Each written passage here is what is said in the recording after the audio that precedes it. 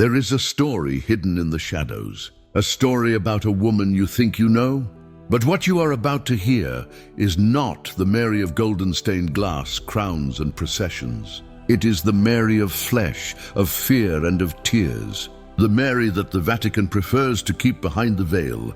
It all begins on an ordinary night. A girl barely 12, perhaps 14, living in a small forgotten village. Her life was that of any young teenager of her time, helping at home, preparing for her arranged marriage with Joseph, maybe dreaming of children and a family. But suddenly heaven broke the silence. An angel appeared and told her she would carry the Son of God. The biblical text says she was troubled, but that word doesn't capture the full weight of the moment. Her pregnancy outside marriage in that culture was not just shameful, it was deadly. The ground must have vanished beneath her feet. Imagine her heart racing, her hands cold, the fear of what was about to happen. And yet Mary answered with the words that have crossed centuries. Let it be done to me according to your word. That yes was not given among flowers or angelic choirs, but in the midst of risk, fear and loneliness. And soon after, her life nearly collapsed. Joseph discovered the pregnancy and did not believe her. Who would? To human eyes, it looked like betrayal. He planned to leave her quietly, which would have left her alone, unprotected, exposed to the judgment of the entire village. Mary was about to be abandoned by the man meant to care for her. Perhaps she cried through the nights, not knowing what to do, pleading with God for a way out. Then an angel appeared to Joseph in a dream and convinced him to stay. Without that intervention, Mary could have been rejected, humiliated, or even condemned. Few sermons dwell on this detail, but it shows how real and fragile her situation truly was. The story continues, and now the shock is even greater. For centuries, the idea has been repeated that Mary remained forever a virgin, that she never had children other than Jesus. But the Gospels themselves suggest otherwise. In the Gospel of Mark, the people of the town ask, "Isn't this the son of Mary, the brother of James, Joseph, Judas, and Simon? Aren't his sisters here with us?" The Greek word used means brothers, not cousins. And in Luke, Jesus is called Mary's firstborn, which only makes sense if others came after him. This challenges tradition, but at the same time, it reveals a Mary who is more human than ever. Not an untouchable statue, but a mother who, after Jesus, still lived through the ordinary experience of motherhood. A woman who cared for children, who scolded them, who prepared meals, who perhaps argued with them over small family matters.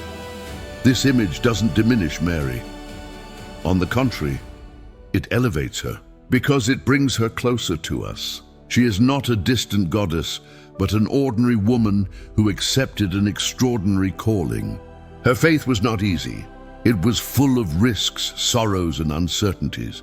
And here I want to know from you, what do you feel when you discover this lesser-known side of Mary's story? Write your thoughts in the comments, because your reflection is part of this journey too. If this truth, hidden for so long, has already touched you, take a moment and subscribe to the channel. Here we seek to look at the roots of faith with respect, but without fear of facing the details that time tried to erase. And what comes next is even more surprising. Because when Jesus grew up, his relationship with his mother was not as simple as many imagine. Get ready, because this part will change the way you've always seen Mary and even Christ himself. As Jesus grew, the bond with his mother was not always the tender image we often imagine. The Gospels reveal moments of tension, words that seem harsh, and scenes that strip away the idea of a perfect and silent mother-son relationship. At a wedding in Cana, when the wine ran out, Mary approached Jesus with a simple observation: "They have no more wine." She was not only pointing out a problem, she was suggesting he do something about it. And the response is one of the most shocking lines in the Gospel. "Woman, what does this have to do with me? My hour has not yet come." Calling his own mother woman sounds strange to us. In their culture, it was unusual, even jarring. It was as if Jesus was saying, "Do not pull me into this. My mission follows another time, another order." In that moment, Mary was not simply the mother who could direct her son. she was confronted with the reality that his path belonged entirely to God. And that was not the only time. In Mark 3, the tension rises. Crowds pressed around Jesus. Rumors spread that he had lost his mind. Word reached his family. Mary and his brothers went to get him, to bring him home. But when they told Jesus, "Your mother and brothers are outside looking for you," his reply cut through the crowd like a sword. "Who are my mother and my brothers?" And pointing to those sitting at his feet, he declared, "Here are my mother and my brothers. Whoever does the will of God is my brother and sister and mother." For a mother to hear that must have been like a knife to the heart. To raise a son, to suffer for him, and then hear that the true family is not bound by blood, but by obedience to God. This was no sentimental exchange. It was a declaration that his mission came first, even above the bonds of family. And perhaps that explains another mystery: Mary's silence during most of Jesus' ministry. We do not see her among the disciples following him from town to town. She is absent from the feeding of the 5,000, from the resurrection of Lazarus, from the countless healings and exorcisms. She is not there in the spotlight. Instead, she remains in the shadows of the story, almost as if she had stepped back watching from a distance. Why? Perhaps she was at home raising her other children. Perhaps she struggled to understand his mission. Or perhaps the Gospels, focused on the message of Christ, simply chose not to emphasize her presence. Whatever the reason, her absence is striking. And then, suddenly, she reappears at the cross. In the hour of his death, while many fled, Mary stood there silent, watching the unthinkable. A mother watching her son nailed to wood, mocked by the crowds, abandoned by friends. No sermon, no prayer could prepare her for that moment. And in the midst of agony, Jesus looked at her and at the disciple he loved and said, "Woman, behold your son. Son, behold your mother." Those words carry layers of meaning. Some see them as Jesus entrusting his mother to the care of John, since his own brothers still did not believe in him. Others see them as a symbolic act, making Mary the mother of all disciples, giving her a role in the new family of faith. Either way, in that instant, the bond between them was sealed not only by blood, but by destiny. And yet after the cross, Mary almost disappears from the story again. But before we go into that silence, let me ask you, how do you interpret these moments of tension between Jesus and his mother? Do they make Mary less holy, or do they make her even more human, and therefore more courageous? Share your thoughts in the comments. Your perspective matters. And if this journey through the hidden side of faith has spoken to you, don't forget to subscribe. Together we can uncover truths often buried under centuries of tradition, and each discovery brings us closer to the heart of the gospel. After the cross, the Gospels fall almost silent about Mary. She appears only once more in the book of Acts, praying with the disciples in the upper room before Pentecost. After that, nothing. No account of her death, no description of miracles, no role of leadership in the early church. It is as if history closed the curtain around her, leaving us to wonder. The Apostle Paul, who wrote most of the New Testament, never mentions her. Peter in his letters does not refer to her either. The focus of the first Christians was clear: the risen Christ.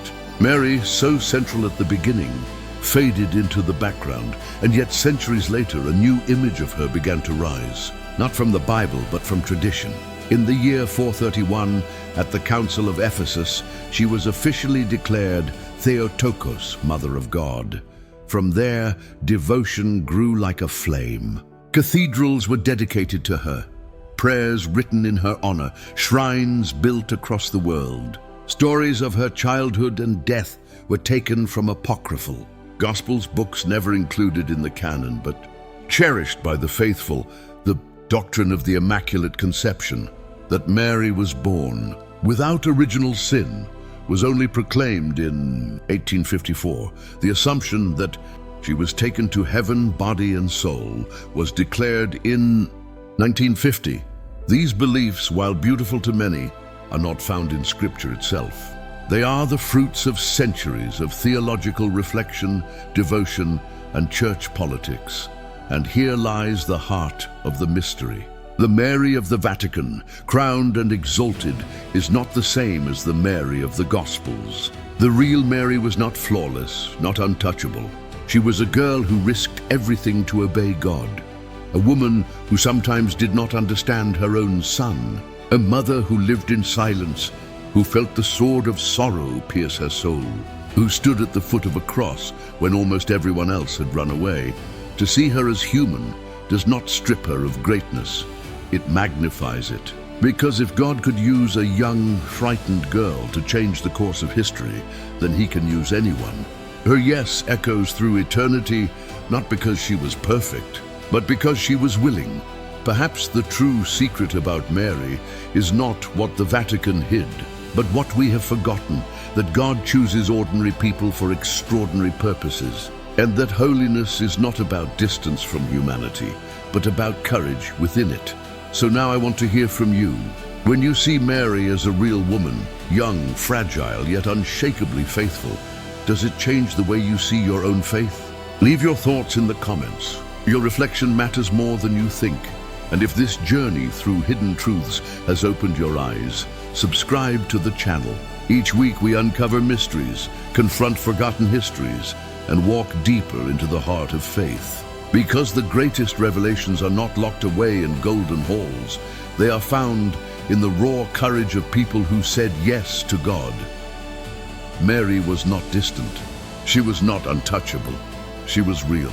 And it is precisely in her reality that her glory shines the brightest.